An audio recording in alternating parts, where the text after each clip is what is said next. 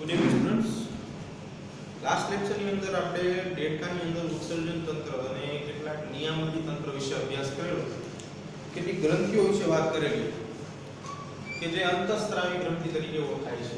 માત્ર નામ આપણે અહીંયા સમજવાના છે, બાકીની જે બધી માહિતી જે છે એ આપણે છેલ્લા ચેપ્ટર 22મા ચેપ્ટરમાં સમજશું.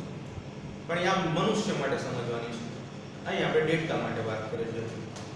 હવે આજે એક નવા તંત્રની શરૂઆત આપણે કરવાની છે જેનું નામ છે ડેટાનું ચેતાતંત્ર. બરાબર છે?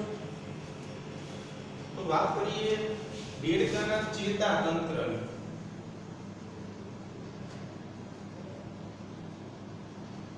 Nervous system of frog. જો હવે ચેતાતંત્રના કાર્યથી આપણે બધા પરિચિત છીએ કે મુખ્યત્વે ચેતાતંત્રનું કાર્ય શું છે. તો ચેતાતંત્ર જે છે એ સંવેદનાઓ છે, આ ઉપરાંત ઉત્તેજનાઓ છે એનું વહન કરાવે છે અને સંદેશાઓ મગજને આપે છે. આ સંદેશાઓ પ્રત્યે પરાવર્તનની ક્રિયા થાય છે અને ફરી વખત સંદેશાઓનો જવાબ જે છે એ મગજ કોઈ અંગને આપે છે. તો આખું તંત્ર આ રીતે ચેતાતંત્ર તરીકે ઓળખાય છે. બરાબર? હવે અહીંયા આપણે ડેટાના ચેતાતંત્રની વાત કરવાની છે. આકૃતિ આપી નથી, પરંતુ હું તમને આકૃતિ દોરેલી છે કારણ કે આપણે ટોપિકની અંદર જે કઈ માહિતી આવશે આને સંલગ્ન માહિતીઓ આવશે. બરાબર? એટલે પહેલા આકૃતિ ઉપર નજર કરી દઈએ. જનરલી મનુષ્યની જેમ દેડકો પણ મગજની અંદર 3 વિભાગો ધરાવે છે. આપણા મગજની અંદર પણ 3 વિભાગો છે. ડેટામાં 3 વિભાગ છે. એમાં એક છે અગ્ર મગજ, સૌથી આગળના ભાગે આવેલું છે. મધ્ય મગજ, મધ્ય વિસ્તાર ધરાવે. પશ્વ એટલે અંતિમ ભાગ ધરાવતું મગજ. એટલે કે 3 મુખ્ય મગજના ભાગો પાડેલા છે: અગ્ર, મધ્ય અને પશ્વ મગજ. બરાબર છે? આ બાજુ જે છે એની અંદર આવેલી બધી રચનાઓની વાત કરેલી છે. ધ્રાણ ચેતાઓ કે જે ધ્રાણપિંડ નામની આ જો ગોળાકાર રચના તમે જોઈ શકો છો એની અંદરથી ઉત્પન્ન થાય છે. બીજા નંબર ઉપર છે બૃહદ મસ્તિષ્ક ગોળા. ગોળા એટલે ગોળાકાર ભાગ છે. બૃહદ મસ્તિષ્ક, બૃહદનો અર્થ એવો થાય મોટું એક. બરાબર? તો એવા મોટા ગોળાઓ આવેલા છે. પછી એક આંતર મસ્તિષ્ક જે બંનેને જોડવાનું કામ કરે છે, અગ્ર અને મધ્ય તમે જોઈ શકો છો. એની અંદર એક દંડ નામની રચના છે, પિનિયલ દંડ, કે જેને બીજા શબ્દમાં પિનિયલ કાય પણ કહેશું આપણે. પિનિયલ કાય જે આપણે ભણી ગયા છે, પિનિયલ ગ્રંથિ છે. બરાબર છે? સામાન્ય રીતે માનવની અંદર બધી જે પ્રક્રિયાઓ થતી હોય છે એ બધા ફેરફારો સામે લડત આપવાનું કામ જે છે પિનિયલ ગ્રંથિ કરતી હોય છે. રસ્તિપિંડ નામના બે ગોળાકાર રચનાઓ અહીંયા અંડાકાર રીતે ગોઠવાયેલા છે. અનુમસ્તિષ્કનો વિસ્તાર છે અને લંબ મજ્જા છે. અહીંયા એક ફાયદો એવો છે કે જો તમને આ આકૃતિ પરથી ખબર પડશે તમે આખો ટોપિક લખી શકશો, કારણ કે આ બધા વિષયની કોઈ માહિતી જે છે એ અંદર આપી નથી, માત્ર નામ આપેલા છે કે અગ્ર મગજની અંદર આટલી વાત, મધ્ય મગજની અંદર આટલા ભાગો અને પશ્વ મગજમાં આટલા ભાગો આવેલા છે. અંદર આના વિશેની કોઈ પણ માહિતી જે છે કે ભાઈ ત્રાણકીય છે ફોર એક્ઝામ્પલ એનું કામ શું છે અથવા તો ક્યાં આવેલું છે એવી કઈ જ વાત આપેલી નથી. માત્ર કોની અંદર સમાવેશિત ભાગ છે એ સમજાવેલો છે. બરાબર છે? ઓકે. તો સૌથી પહેલા વાત કરીએ ચેતાતંત્ર. તો ચેતાતંત્ર શું છે? તો કે ભાઈ આયોજનમાં મધ્યવર્તી અને પરિધવર્તી ચેતાતંત્રનું બનેલું છે. ખાલી આ બે પોઈન્ટ લખેલા છે, મધ્યવર્તી અને પરિધવર્તી. તો મધ્યવર્તીની વાત કરીએ, CNS તરીકે ઓળખવામાં આવે. આનું નામ છે central nervous system. Central nervous system. ગુજરાતીમાં કહીએ તો મધ્યવર્તી ચેતાતંત્ર. મધ્યવર્તી ચેતાતંત્ર. હવે મધ્યવર્તી જે ચેતાતંત્ર છે CNS, સેન્ટ્રલ નર્વસ સિસ્ટમ, બે મુખ્ય ભાગો ધરાવે છે. એક તો છે બ્રેઇન એટલે કે મગજ, અને બીજું છે સ્પાઇનલ કોર્ડ એટલે કે કરોડરજ્જુ. બરાબર છે? આ બે ભાગો જે છે મગજ ધરાવશે. એટલે CNS ના બે મુખ્ય ભાગો છે. કયા કયા મુખ્ય ભાગો છે? તો કે એક છે મગજ અને બીજા નંબર ઉપર છે કરોડરજ્જુ. બે ભાગો CNS, સેન્ટ્રલ નર્વસ સિસ્ટમ એટલે કે મધ્યવર્તી ચેતાતંત્રના છે.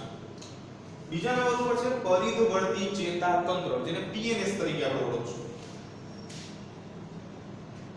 PNS, peripheral nervous system. Peripheral nervous system એટલે કે પરિધવર્તી ચેતાતંત્ર.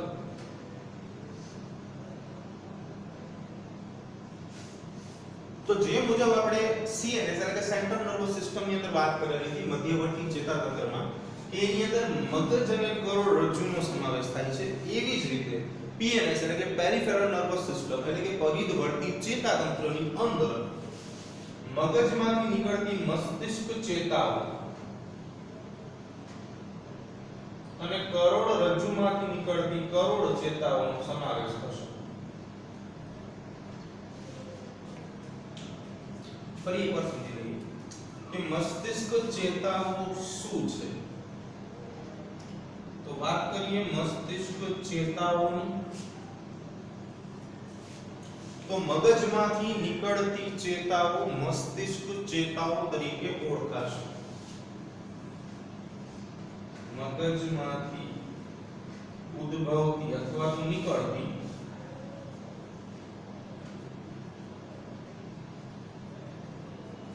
ચેતાઓને મસ્તિષ્ક ચેતાઓ કહે છે. અને એવી રીતે કરોડ ચેતાઓ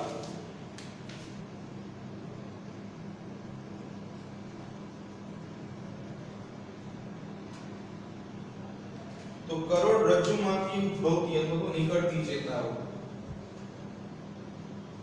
કરોડરજ્જુમાંથી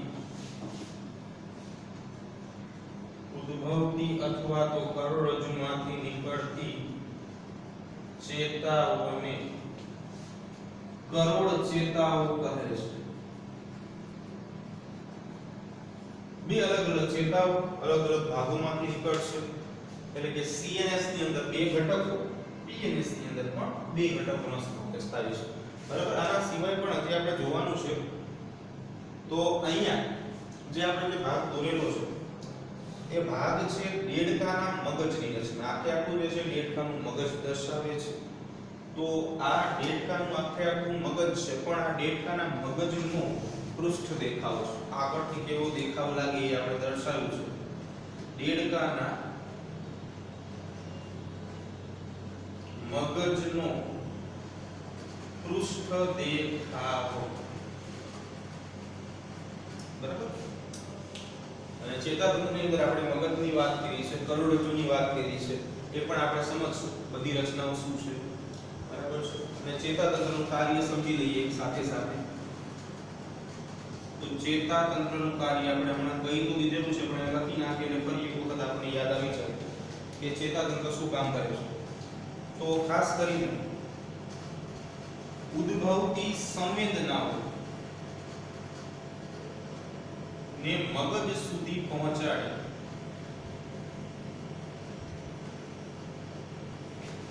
કુર્મી વેગો અથવા કુર્મી વેગોનું વહન કરાવે. યોગ્ય અંગો સુધી વહન કરાવે. યોગ્ય અથવા તો લક્ષ્ય અંગ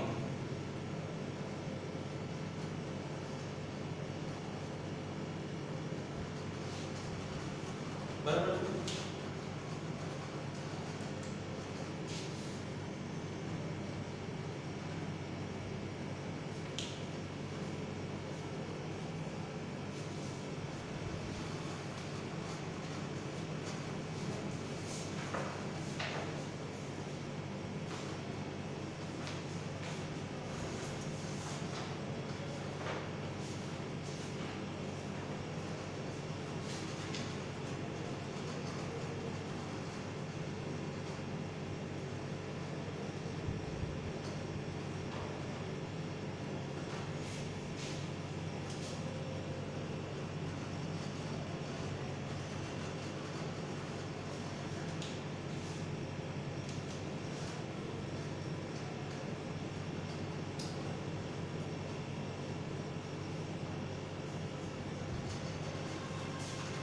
તો જો ડેલ્ટા ચેતાતંત્રની અંદર આપણે બે રચનાઓ જોઈ. ત્રીજી રચના જે છે આપણે જોવાની છે.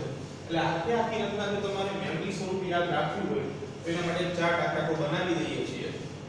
બરાબર. તમને આખી માહિતી જે છે એક જ ચાર્ટ કરવાથી સીધી માહિતી મળી રહેશે અને લખાણમાં પણ તમે આરામથી બધું લખી શકશો. ત્રીજા પ્રકારનું ચેતાતંત્ર જે છે એનું નામ છે સ્વયંવર્તી ચેતાતંત્ર. બરાબર છે. તો હવે સ્વયંવર્તી ચેતાતંત્રની વાત કરવાની છે આપણે. તો જે સ્વયંવર્તી ચેતાતંત્ર છે એના બે પ્રકાર છે. અનુકંપી અને પરાનુકંપી ચેતાતંત્ર. તો આખા પેલા સ્વયંવર્તી ચેતાતંત્ર વિશે વાત કરી લઈએ આપણે, જેને આપણે ANS તરીકે ઓળખશું. નોટ આન્સર ANS, બરાબર છે. ANS નું આખું નામ છે ઓટોનોમિક નર્વસ સિસ્ટમ. ઓટોનોમિક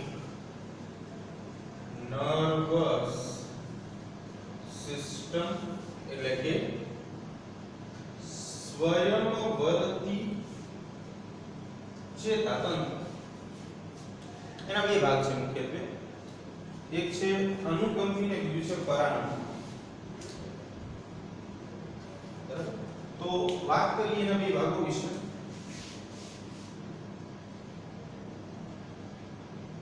અનુકંપી અને બીજું છે પરાનુકંપી. બરાબર, હવે અનુકંપી ને પરાનુકંપી વિશે પણ સમજી લઈએ કે અનુકંપી ચેતાતંત્ર છે જે પોતે એટલે સ્વયંવર્તી ચેતાતંત્રનો ભાગ છે. એ કોઈ પ્રક્રિયાને ઝડપી બનાવે છે. ઝડપી બનાવવાનો અર્થ આપણે એવો લેવાનો છે કે ઉદાહરણ તરીકે હૃદયના ધબકારા વધારવા તો એ ધબકારાનો જે સામાન્ય દર છે એને વધારે બનાવી નાખશે. પણ પરાનુકંપી શું કરે છે તો કે એને સ્ટેબલ કરે છે. એટલે ઘણી વખત બુકમાં એવું લખેલું હોય છે કે ભાઈ એ દર ઘટાડે છે, પણ જનરલી ઘટાડતો નથી, પણ જે વધી ગયેલો દર છે એને ઘટાડીને નોર્મલ કરવાનું કામ કરે છે. બરાબર, એટલે આ એક કોન્સેપ્ટ ખાસ મગજમાં યાદ રાખજો કે ભાઈ પરાનુકંપી ઘટાડતા નથી, પરંતુ જે વધી ગયેલો દર છે એને નોર્મલ કન્ડિશનમાં, નોર્મલ સિચ્યુએશનમાં લાવવા માટે દરમાં ઘટાડો કરે છે.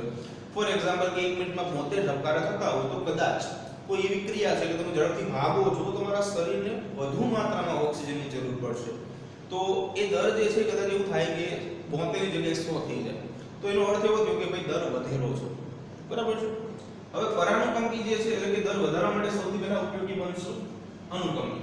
હવે એ દરને 100 માંથી 72 લાવવું છે, તો 100 માંથી 72 લાવવા માટે 100 માંથી 72 લાવવા માટે ઘટાડો તો કરવો પડશે. તો એ ઘટાડો કરવા માટે પરાનુકંપી ચેતાતંત્ર વપરાય છે. એટલે કે ઘટાડીને 100 માંથી કે 50 નહીં કરી દે, પણ 100 માંથી જે નોર્મલ કન્ડિશન હતી એટલે કે 70 ટુ 72 એટલું કરવાનું કામ કરશે. બરાબર, હવે આ કોઈ ચાર્ટ સ્વરૂપે સમજી લઈએ. જો તો ડેટાનું ચેતાતંત્ર મુખ્યત્વે 3 ભાગમાં ડિવાઈડ થઈ ગયું છે. એ આપણે જોયું કે દેડકાનું ચેતાતંત્ર કયા મુખ્ય 3 ભાગો છે એ જોઈ લઈએ. તો સૌથી પહેલા આપણે વાત કરી CNS ની, પછી આપણે વાત કરી BNS ની અને છેલ્લે હમણાં આપણે વાત કરી ANS ની. Central nervous system, peripheral nervous system, autonomic nervous system. બરાબર છે. ત્રણે 3 નર્વસ સિસ્ટમ. તો આ 3 ભાગો જે છે એ ચાર્ટ ફોર્મમાં આપણે દેખાડેલા છે, જેના કારણે તમે બધું લખી શકશો આરામ. ખાલી આ ચાર્ટ યાદ રહેશે તો. હવે એની અંદર યાદ શું રાખવાનું છે એ પણ આપણે જોઈ લઈએ કે ભાઈ CNS ની અંદર બે રચનાઓ, કઈ બે રચનાઓ છે? એમાં સૌથી પહેલા છે મગજ અને બીજા નંબર ઉપર છે કરોડરજ્જુ. PNS ની અંદર કોનો સમાવેશ થાય છે તો કે ભાઈ મગજમાંથી નીકળતી મસ્તિષ્ક ચેતા અને કરોડરજ્જુમાંથી નીકળતી કરોડ ચેતા. ANS માં કોનો સમાવેશ કર્યો છે આપણે તો કે બીજા બે ભાગો, જેમાં એક છે અનુકંપી ચેતાતંત્ર અને બીજા નંબર ઉપર છે પરાનુકંપી ચેતાતંત્ર.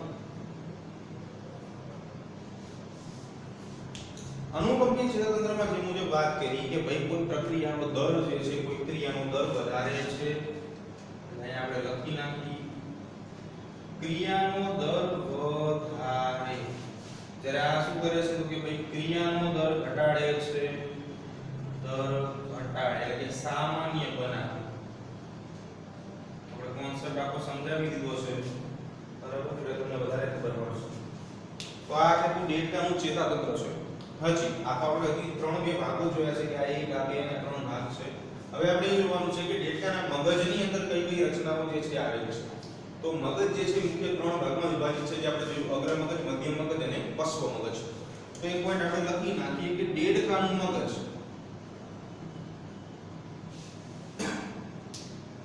3 ભાગમાં વિભાજિત છે.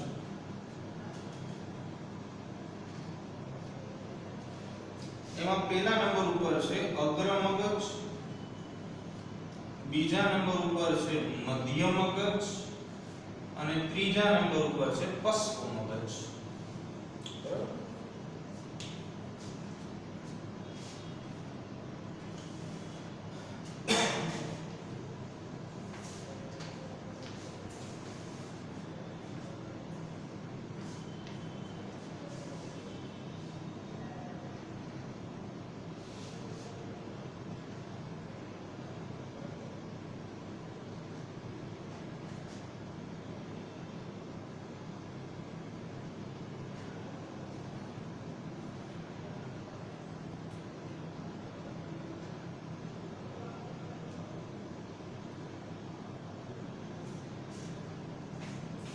ચાલો વાત કરીએ દેડકાના મગજની.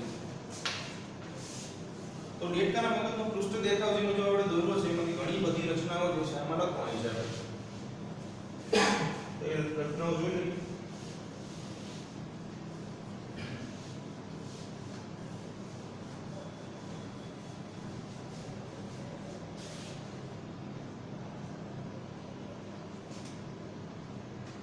ચાલો હવે વાત કરીએ દેડકાના મગજની.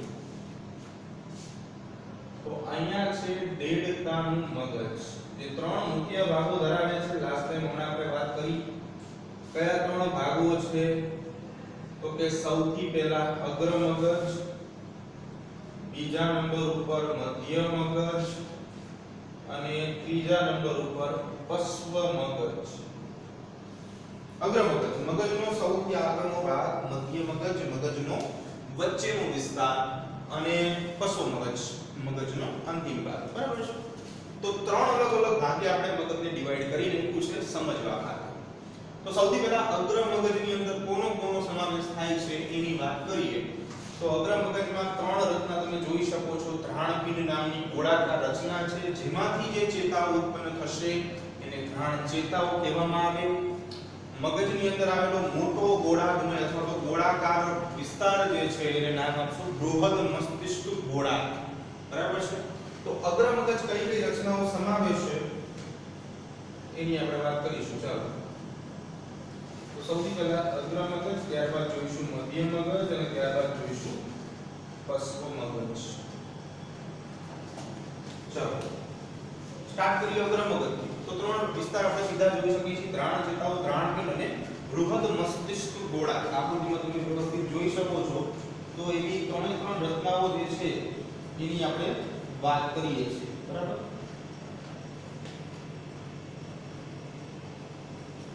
તો જો સૌથી પહેલા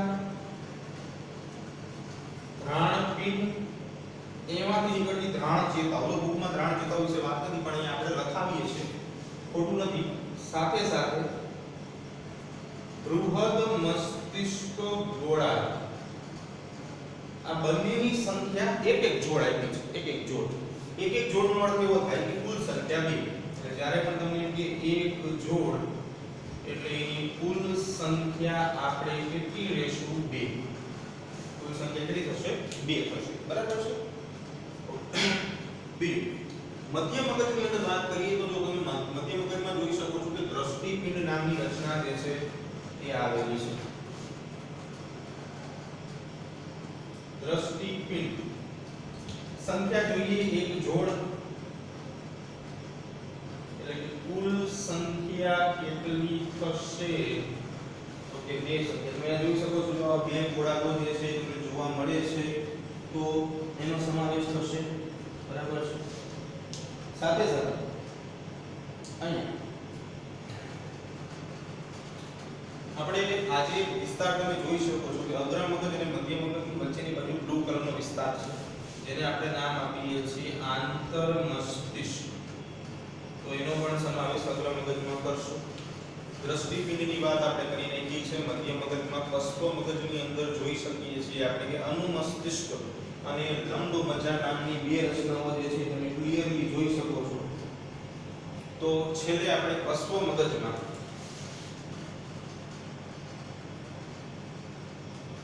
અનુમસ્તિષ્ક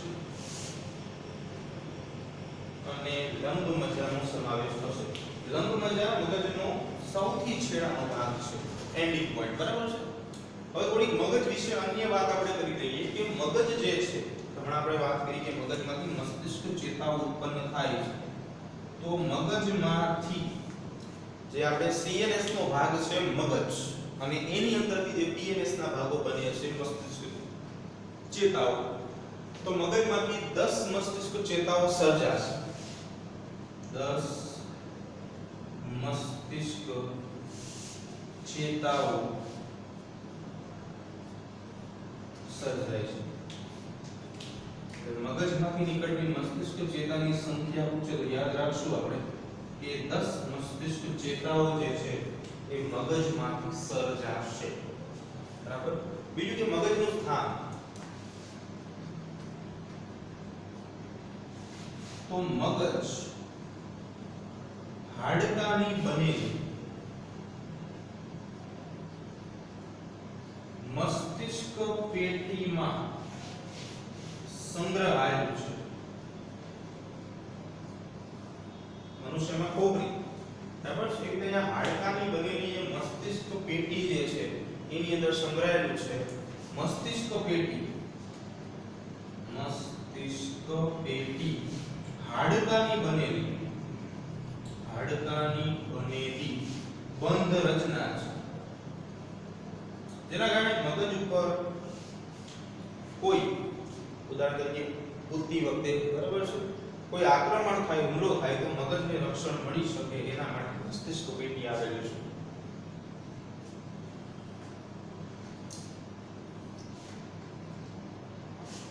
હવે કે લંબમજ્જા મહાછિદ્રમાંથી પસાર થઈને આ જે છેલ્લો ભાગ છે, એક પોઈન્ટ લઈ લઈએ આપણે. લંબમજ્જા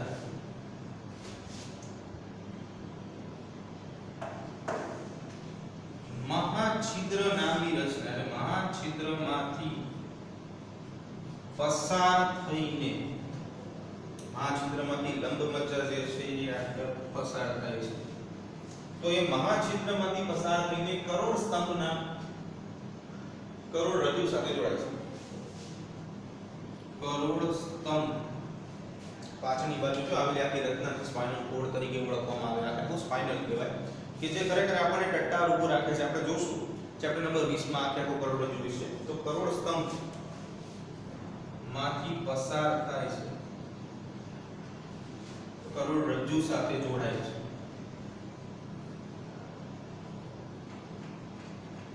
કરોડ સ્તંભની અંદર આવેલી રચના છે, બરાબર, કરોડરજ્જુ તરીકે ઓળખાય છે.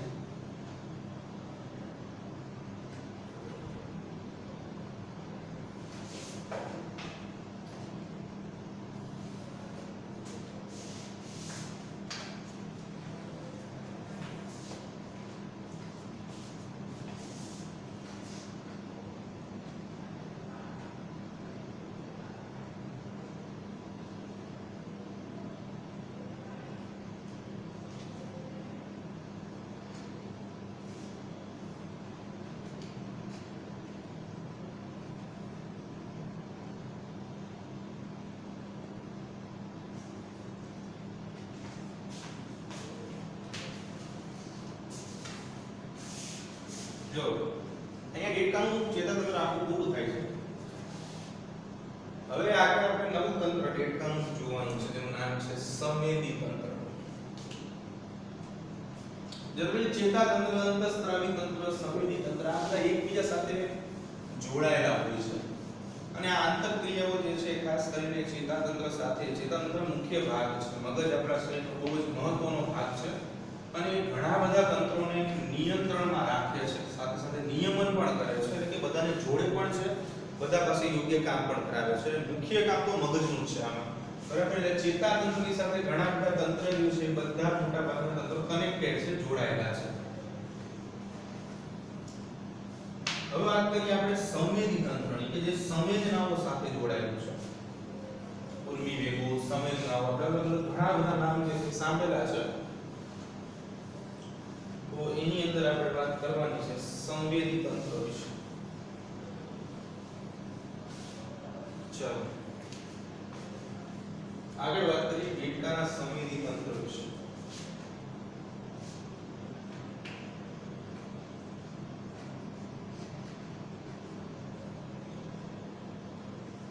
તો પેલી જ વાત આપણે સંવેદી તંત્રના કાર્યથી કરીએ, બરાબર છે?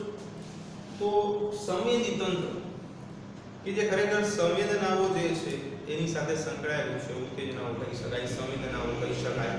તો ઇન શોર્ટ સંવેદનાઓ સાથે સંકળાયેલું તંત્ર છે, સંવેદનાઓનું વહન કરાવે છે, એનું મુખ્ય કામ છે. કાર્ય શું કામ છે, બરાબર, એ જોવાનું છે કે સંવેદનાઓ ગ્રહણ કરવી અને આ ગ્રહણ કરેલ સંવેદનાઓના વહનની સાથે સંકળાયેલ તંત્ર છે. જે સંવેદના છે, સંવેદના ઘણી બધી હોય, બધી સંવેદના આપણે જોશું, એને પહેલા ગ્રહણ કરે છે. કોઈ સંવેદના સ્વીકારવી, એનું વહન કરાવવું, મગજ સુધી આ સંવેદના પહોંચાડવી. ફોર એક્ઝામ્પલ કે આપણે જોઈએ છીએ કે અહીંયા તમે અત્યારે વિડિયો લેક્ચર ચાલુ તમે જોઈ શકો છો કે આ વ્હાઇટ બોર્ડ છે એની પર મેં બ્લેક માર્કર કે ત્યારે આખે કોઈ કાર્ય લખ્યું છે, તો તમને ખબર નહીં પડે કે આ કલર બ્લેક છે. પેલો પ્રશ્ન, ખબર આપણને કઈ રીતે પડ્યું કે કલર બ્લેક છે? તો આપણે બ્લેક કલર જોયો છે કે ભાઈ આને બ્લેક કલર કે, બરાબર છે? હવે અંદર શું છે કે બીજી એક વાત એવી છે કે તમે જ્યારે આવો બ્લેક કલર જોવો છો તો આ સંવેદના જે છે, જેને દ્રષ્ટિ સંવેદના કહેવાય, તમે તમારી આંખે, નરી આંખે જોઈ છે, તમારી પોતાની આંખે જોઈ છે, તો આ જે આંખો દ્વારા તમે જે સંવેદના સ્વીકારી છે એ દ્રષ્ટિ સંવેદના છે. એટલે કે તમારી આંખ જે છે એ એક સંવેદી અંગ બની ગયું કહેવાય અત્યારે, કે જે સંવેદનાને સ્વીકારશે, એક્સેપ્ટ કરશે, બરાબર છે? આ સંવેદનાઓ સીધી મગજ સુધી પહોંચશે, મગજ એમાં એનાલિસિસ કરશે કે ભાઈ આ કલર ક્યાંય જોયો છે ખરા આપણે, બરાબર છે? અમુક એવા કલર હોય છે જે આપણને કોઈ ખબર જ ના હોય, એવું ના હોય, ક્યાંક ને ક્યાંક આપણે જોયા છે. તો આવો બ્લેક કલર જે છે આપણે ક્યાંક જોયો છે, તો મગજમાં એના પ્રત્યેની જે સંવેદનાઓ જે છે એના પ્રત્યેની ક્રિયાવિધિ થાય. પહેલા સંવેદના સ્વીકારવાનું કામ આંખે કર્યું છે, બરાબર છે? તો આ આંખ જે છે એક સંવેદી અંગ બની ગયું. આ સંવેદી અંગ પોતાની સંવેદના કે જે એને સ્વીકારી છે, ફોર એક્ઝામ્પલ અત્યારે બ્લેક કલરની સંવેદના આપણે યાદ રાખીશું, તો એ સંવેદના મગજ સુધી પહોંચાડશે. ચલો અહીંયા સુધી પહોંચી ગઈ. મગજ એમાં ક્રિયાવિધિનું કામ કરશે, વિચારશે મગજ, વિચારવાનું કામ મગજ ઉપર છે, બરાબર? આપણે કઈ વિચારવું નથી. મગજ વિચારીને તરત જ તમને એ સંવેદના સામે પ્રતિચાર મોકલશે કે ભાઈ આ કલરને બ્લેક કલર કહેવાય. એટલે તમને ખબર પડશે કે કલર બ્લેક છે. જો બહુ જ ઓછા સમયની અંદર આખી પ્રક્રિયા થઈ જતી હોય છે અને આપણને ખબર નથી પડતી કે ભાઈ મગજ ઉપર સંવેદના પહોંચી ગઈ કે નહીં, તો એવી રીતે દેડકાની અંદર પણ આવું તંત્ર આવેલું છે, સંવેદી તંત્ર. તો એની વાત કરીએ આપણે. તો સૌથી પહેલા આપણે વાત કરીશું સ્પર્શ સંવેદનાની. સ્પર્શ સંવેદના, જો તો એમાં ખાસ કરીને જે રચના છે તેનું નામ છે સંવેદી અંકુરક. કાર્ય સમજી લઈએ આપણે કે સંવેદી સ્પર્શ સંવેદના શું છે. સ્પર્શ એટલે કે અડવું, એમ ટચ થવું. તો સ્પર્શ સાથે સંકળાયેલ સંવેદનાઓ સ્પર્શ સંવેદનાઓ કહેવાય. સ્પર્શ, ટચ, બરાબર છે? એની સાથે જે સંકળાયેલ સંવેદના છે એને સ્પર્શ સંવેદના કહીશું. બીજા નંબર ઉપર સ્વાદ સંવેદનાઓ, એના માટે સ્વાદ કલિકાઓ નામની રચના આવેલી છે. સ્વાદ કલિકાઓ. તો સ્વાદ સંવેદના શું છે? તો કે સ્વાદની સંવેદના સ્વાદ સાથે સંકળાયેલ સંવેદનાઓ. જો સમજો, સંવેદી અંકુરકો મોટા ભાગે ત્વચા ઉપર આવેલા હોય, સ્કિન, બરાબર છે? તો ક્યાંથી તે સ્પર્શની અનુભૂતિ થશે? તમે વિચારો કે કંઈક ઠંડી વસ્તુ કે કંઈક ગરમ વસ્તુ તમારા સ્કિન ઉપર કોઈ પણ ભાગે, હાથ ઉપર, તમે ઉદાહરણ તરીકે આપણે જૂનું ને જાણીતું ઉદાહરણ લઈએ કે કોફીનો ગરમ કપ પકડતા હતા, બરાબર? હવે એને કાઢી નાખો, બરફને લઈ આવો, તમે બરફનો ટુકડો હાથમાં રાખો તો તમને ઠંડી લાગશે. કેમ ઠંડી લાગે છે? એનું કારણ છે કે જે બરફ છે ઓલરેડી ઠંડો છે, પાણી થીજી ગયું છે એટલે એનું રૂપાંતરણ બરફમાં થયેલું છે. તો આ બરફ જ્યારે તમે તમારા એ ત્વચા સાથે સ્પર્શ સંવેદકો અથવા તો સંવેદી અંકુરકો જે છે જોડાયેલા છે. દેડકામાં સંવેદી અંકુરકો હોય, આપણામાં સ્પર્શ સંવેદકો હોય.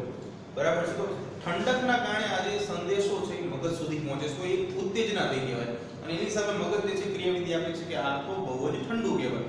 બરાબર છે. તો સંવેદી અંકુરકો માટે આપણે વાત કરી કે સંવેદી અંકુરકો ક્યાં આવેલા હોય, તો કે ત્વચામાં આવેલ રચના છે. સ્વાદ કલિકા જનરલી જીભમાં આવેલી હોય. ક્યાં આવેલી? જીભમાં. જીભમાં આવેલ રચના. હવે આની વાત કરીએ છીએ આપણે. તમે કોઈ પણ ખોરાક મુખમાં મૂકો છો, તમને ખારો, ખાટો, મીઠો, ગળ્યો એવો અલગ અલગ ટેસ્ટ આવે છે. કેમ? કારણ કે આપણામાં સ્વાદ કલિકાઓ નહીં પરંતુ સ્વાદાંકુરો છે. આપણે ભણી ગયા કે જે સ્વાદ આપે છે આપણને.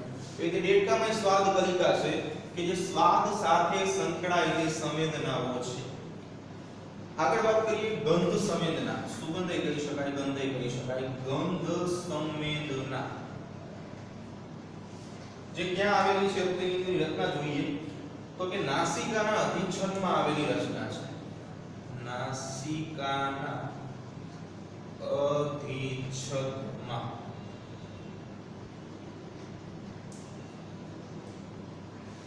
એનું કાર્ય શું છે તો કે ગંધ અથવા તો સુગંધ પારખવાનું. ગંધ તો સુગંધ જે છે એને પારખવાનું કામ જે છે એ કરે છે. નાસિકા એટલે નાકના અધિચ્છદમાં. આપણામાં પણ આવી ફેસિલિટીઝ છે. તમે જુઓ, તમને સારી સુગંધ, પરફ્યુમ છે, ફૂલ છે, એની સુગંધ ગમે છે, પણ ખરાબ અણગમતી સુગંધ જે છે તમને નથી ગમતી. કારણ શું છે? તમારી અંદર ગંધ સંવેદકો આવેલા છે. આપણા નાકની અંદર પણ અધિચ્છદમાં આવી રચનાઓ છે કે જે સીધે સીધી મગજ સાથે કનેક્ટેડ છે, કે જે સુગંધની સંવેદનાઓ જે છે આપણા મગજને આપે છે. નેક્સ્ટ દ્રષ્ટિ સંવેદના. તો દ્રષ્ટિ સંવેદના આંખની જે સંવેદના છે એની વાત કરવાની છે. તેમાં આંખ લખી આપણે. બરાબર. આના સંવેદનાંકો આંખમાં આવેલ હોય છે. દ્રષ્ટિ સંવેદનાંકો જે મુખ્યત્વે દ્રષ્ટિ એટલે કે જોવાને અનુસરીને દ્રષ્ટિ સંવેદના ની અનુભૂતિ દર્શાવે છે. તમે વ્યક્તિને કોઈ જોયેલો છે, ફરી વખત તમારી સામે આવે, તમને ઘણી વખત એવું લાગે કે આને ક્યાંક જોયેલો છે, આ ભગવાને બનાવેલું બીજું મેં ક્યાંક જોયેલું છે. બરાબર. તો એ શું છે? દ્રષ્ટિ સંવેદના. જોઈને તમને કઈક સંવેદના મળે છે, તમારા મગજમાં એનાલિસિસ થાય છે, એને દ્રષ્ટિ સંવેદના કહેવાય. બરાબર. એવી જ રીતે હવે આગળ વાત કરીએ શ્રવણ. શ્રવણ સંવેદનાઓ. શ્રવણ સંવેદનાઓ. તો શ્રવણ સંવેદનાઓ માટે કર્ણપટલ અને અંતઃકર્ણ આવેલા છે. કર્ણપટલ અને અંતઃકર્ણ નામની રચના આવેલ છે. જે અવાજ સામે અવાજની સંવેદનાઓ સાથે સંકળાયેલ છે. અવાજ જે છે એ કાન મારફતે જાય છે આપણા શરીરની અંદર. દેડકામાં પણ એવું છે કે કાન મારફતે એને શ્રવણ સંવેદનાઓ જે છે, સાંભળવાની ક્રિયાવિધિની જે સંવેદનાઓ છે એ બધી પ્રાપ્ત થાય છે. બરાબર. બીજું કે દેડકાની અંદર આવેલી રચનાઓમાં આપણે જોઈ પારદર્શક, ઉપસેલી એવી રચના છે દેડકાની આંખ. અને બીજા નંબર ઉપર અંતઃકર્ણ.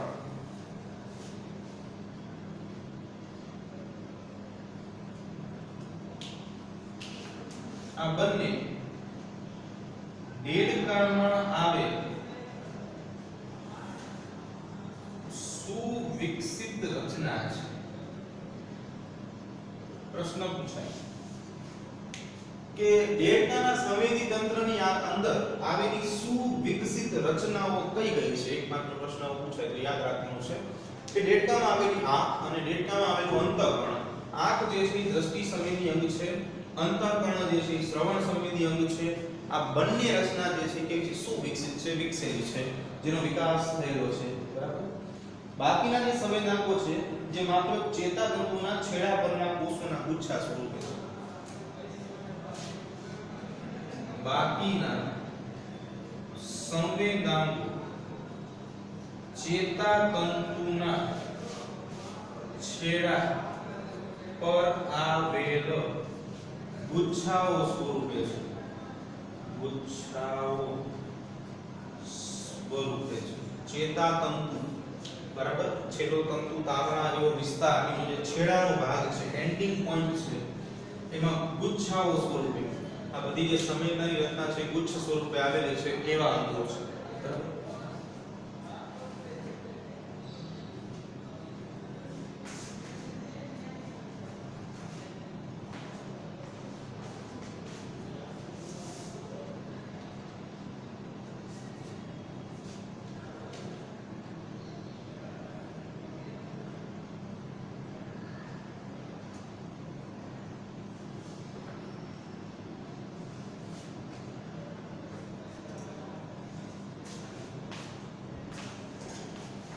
ચાલો હવે જે સંવેદી રચનાઓ છે, બે સંવેદી રચનાઓ જે આપણે વાત કરી કે વિસ્તૃત માત્રામાં આવેલી છે, એ બે સંવેદી રચનાઓ છે થોડી વાત કરવાની છે. એમાં આંખ અને કાનની વિશે આપણે વાત કરશું.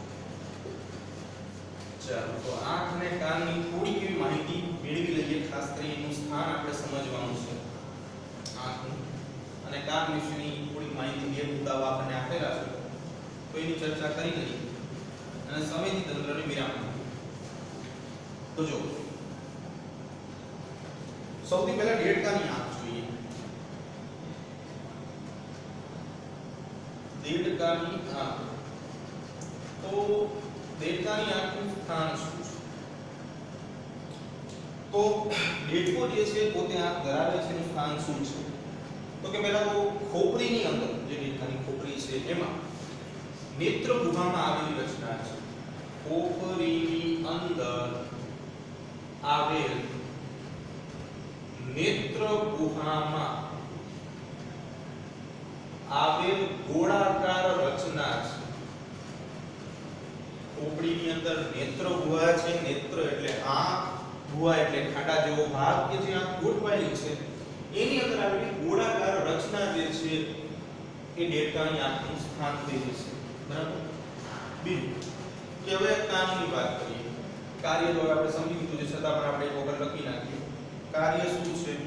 તો કે દેડકાની આંખ, દેડકાની આંખ એક દ્રષ્ટિ સંવેદી અંગ છે.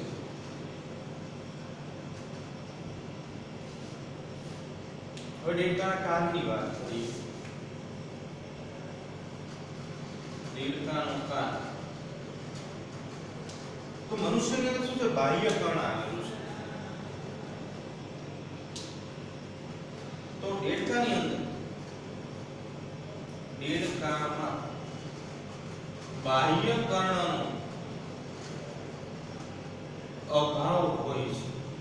એટલે કે બાહ્ય કર્ણ જે મનુષ્યની અંદર આપણે જે બહારથી કાન જોઈ શકીએ છીએ, બરાબર છે, એનો અભાવ હોય છે. માત્ર શું આવેલું હોય છે? અંતઃકર્ણ આવેલું હોય છે. દેડકામાં અંતઃકર્ણ હાજર છે. બાહ્ય કર્ણનો અભાવ, અંતઃકર્ણ હાજર છે. બરાબર. બહારથી કર્ણપટલ સીધું દેખાય છે. દેડકામાં બહારથી સીધું જ કર્ણપટલ દેખાય છે. અને હવે દેડકાના કાનનું કાર્ય, તો કાન વિશે આપણે જોયું કે શ્રવણ સંવેદી અંગ છે. એટલે દેડકાનો કાન શ્રવણની ક્રિયા સિવાય, શ્રવણની ક્રિયા સિવાય શરીરનું સંતુલન પણ જાળવે છે. શરીરનું સંતુલન પણ જાળવે છે. આનું કાર્ય થઈ ગયું છે. બરાબર. આ કેવી રીતે શરીરનું સંતુલન જાળવે છે એ આપણે ભણશું 21 માં. ખાલી યાદ રાખવાનું છે. બરાબર. તો આની સાથે આપણે આજનો લેક્ચર અને દેડકાનું સંવેદી તંત્ર 2 પૂરું કરીએ છીએ. બાકીનું આપણે નેક્સ્ટ લેક્ચરમાં કાલે જોશું.